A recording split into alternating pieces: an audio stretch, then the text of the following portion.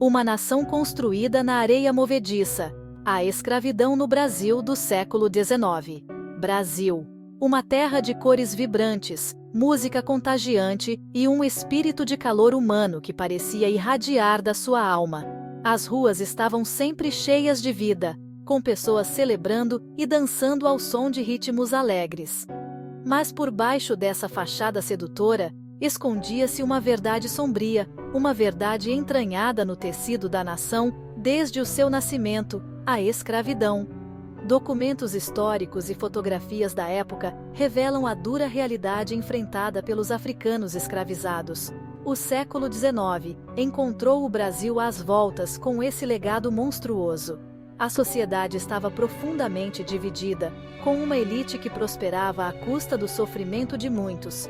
As plantações de açúcar, alimentadas pelo suor e sangue de africanos escravizados, há muito tempo eram a espinha dorsal da economia. Essas plantações eram vastas e exigiam trabalho incessante e brutal. Mesmo quando outras nações começaram a se afastar dessa barbárie, o Brasil se agarrou firmemente. As correntes da opressão pareciam inquebráveis. A resistência à mudança era feroz e implacável. O odor da hipocrisia pairava no ar. A opulência dos poucos contrastava fortemente com a miséria dos muitos. Como uma nação tão cheia de vida e vivacidade poderia ser construída sobre tal alicerce de sofrimento? A contradição era evidente para todos que olhavam mais de perto. Para aqueles que lucravam com esse sistema, a resposta era simples: ganância e indiferença.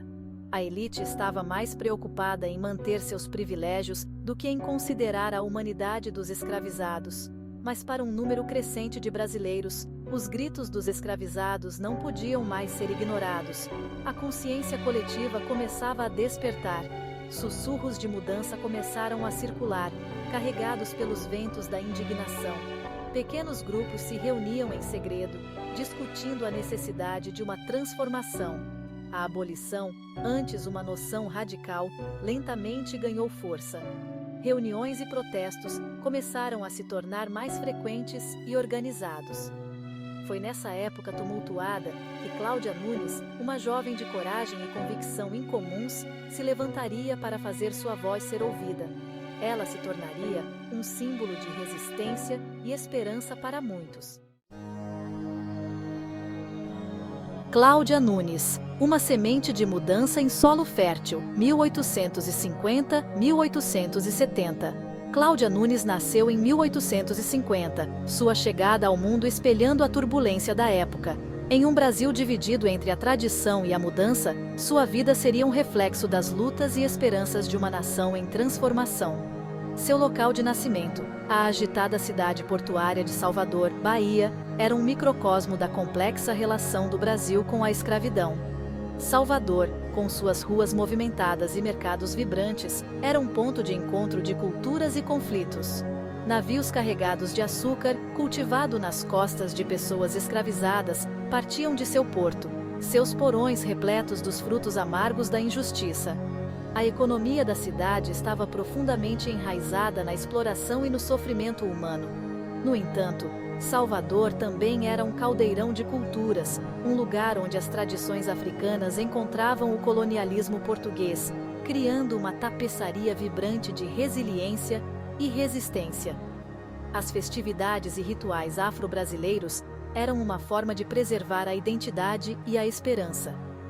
Pouco se sabe sobre os primeiros anos de vida de Cláudia, mas os registros existentes pintam o quadro de uma jovem profundamente consciente das desigualdades que assolavam sua sociedade. Ela cresceu observando as injustiças ao seu redor, o que moldou seu caráter e suas convicções. Embora nascida em uma família de cor livre, Cláudia testemunhou em primeira mão as brutais realidades da escravidão. Ela viu a dor e o sofrimento dos escravizados, e isso deixou uma marca indelével em sua alma.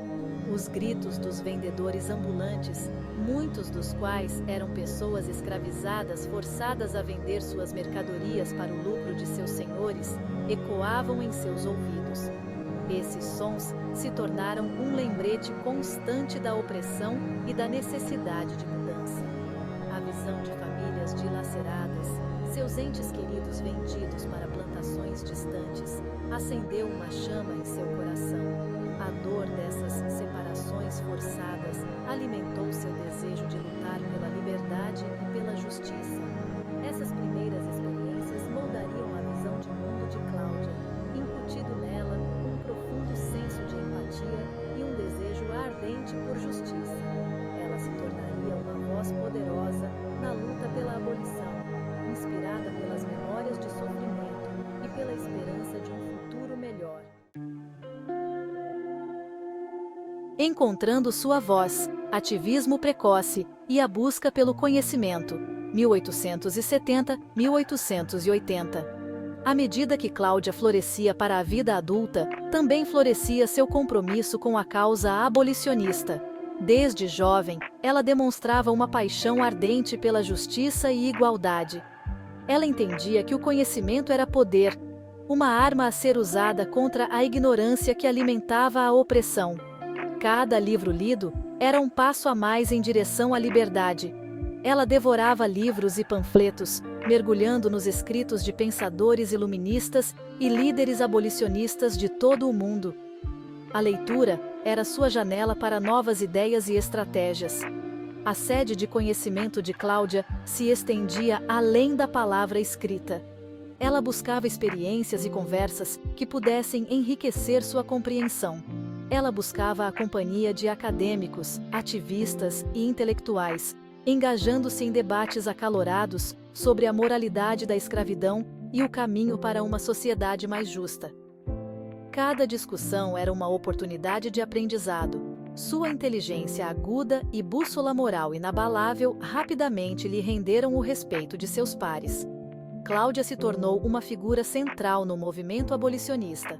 Reconhecendo o poder da ação coletiva, Cláudia começou a organizar encontros em casas particulares e locais de encontro clandestinos.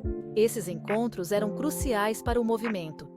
Essas não eram simplesmente visitas sociais, mas oportunidades para traçar estratégias, compartilhar informações e angariar apoio para o movimento abolicionista.